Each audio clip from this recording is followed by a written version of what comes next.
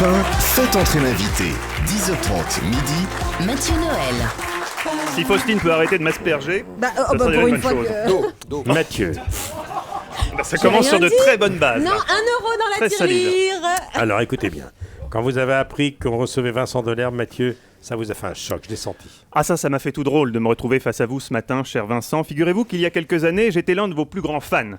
J'avais tous vos albums, pour vous dire, à cause d'une de vos chansons, j'avais même emménagé dans une studette insalubre du Square Carpeau. Devant les grilles du Square Carpeau. 6 mètres carrés, 600 € les chiottes sur le palier, merci Vincent. Hein, vraiment sympa. Enfin à l'époque l'argent comptait peu, je mangeais des pâtes en écoutant Le Baiser Modiano, je lisais des romans d'avant-garde et je sortais avec des altermondialistes étudiantes en musicologie. Bref, je faisais un doc de lettres.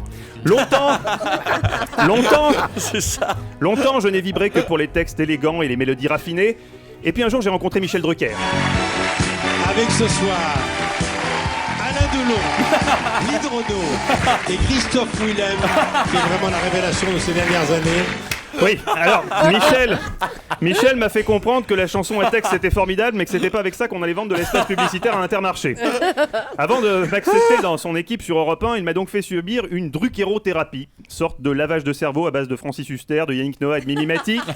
J'ai dû jeter mes bouquins de Modiano et mes disques de Thomas Fersen, et Michel m'a acheté l'intégrale de Guillaume Musso, le DVD du spectacle de Lynn Renaud. Il m'a forcé à écouter l'album Bossa Nova de Danny Briand. Respire, tu vas rien sentir. Je vais te faire ça sous péridurale. Oui, enfin même sous péridurale, l'album Bossa Nova de Danny Briand, croyez-moi Vincent, ça reste douloureux. Bref, vous retrouvez ici ce matin, ça me fait bizarre, ça me renvoie à ma jeunesse. Ces années d'insouciance, Faustine et moi, on venait à peine de se rencontrer. L'amour était encore un perpétuel émerveillement. Elle est magnifique. Un feu d'artifice c'était avant qu'on sombre dans la routine. Mais qu'est-ce que tu fous? Je mets le nouveau truc que m'a donné mon gynéco, je supporte plus le stérilet. Nage en plein érotisme. Eh oui Vincent, tragédie du temps qui passe. C'est d'ailleurs la toile de fond de votre nouveau spectacle Memory. Je cite, un monologue parlé-chanté qui suit un fil rouge, les tentatives désespérées de Simon, jeune homme faussement tranquille pour retenir le temps. Ah, retenir le temps. Une thématique chère à certains d'entre nous autour de cette table, je pense notamment à Michel Drucker. Oui. Michel qui a bien connu Léon Blum et qui s'acharne pourtant à croire que l'apogée de sa carrière est encore à venir. Avec mes camarades, on essaye parfois de le raisonner, c'est vrai, on essaye de vous raisonner, on tente d'aborder la question de la retraite avec finesse, sans le heurter. Peut-être savoir s'en aller à temps. Le vrai talent, c'est de s'arrêter au sommet, avant la chute. Et puis vous savez, c'est humain, quand on le voit se lever péniblement et imiter Las Palais pour tenter de redynamiser une courbe d'audience moribonde, on lui dit « Michel, asseyez-vous, vous avez été grand dans l'ascension, tentez d'être digne dans la descente. La tisane vous monte à la tête, vous n'êtes pas dans votre état normal. » Comment ça, pas dans son état normal? Mais qui es-tu, toi, tête de con, pour savoir ce qui est normal ou pas? Elle est pire, cette vanne-là. Un prince.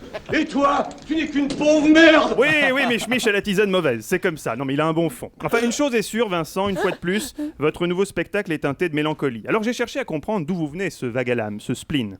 Et en parcourant votre biographie, je crois avoir trouvé l'origine de votre mal-être. Un père visiblement alcoolique. En tout cas, au vu de son livre intitulé La première gorgée de bière.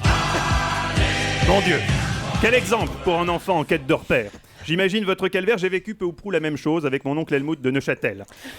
Oui, durant ses longs séjours à la prison pour délinquants sexuels de Winstruck, tonton Helmut s'était essayé à la littérature. Il a même acquis une petite notoriété dans le canton de Vaud, là-bas on l'appelle le Philippe Delerme des Alpages.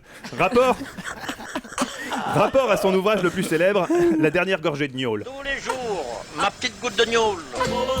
Une œuvre forte, vibrante, dans laquelle il défend la thèse opposée à celle de votre père, à savoir que ce n'est pas la première gorgée de gnôle qui est la plus délectable, mais la dernière, celle que l'on ne boit même pas à proprement parler, mais plutôt que les copains vous versent directement dans le gosier alors que vous gisez par terre dans un semi-coma.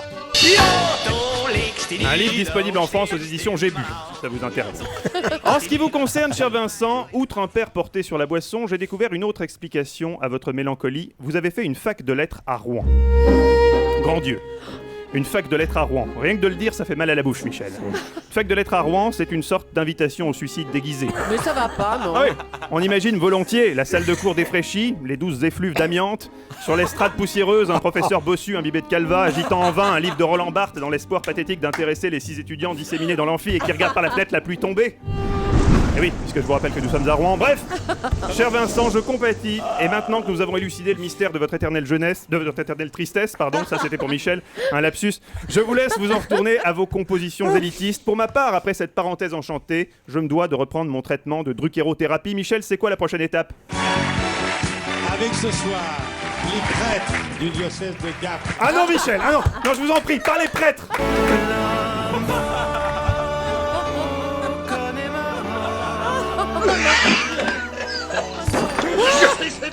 Ah, c'est pas de la merde, Vincent, c'est pire, c'est les prêtres de Spiritus Dei. Sauvez-moi, de grâce, sauvez-moi.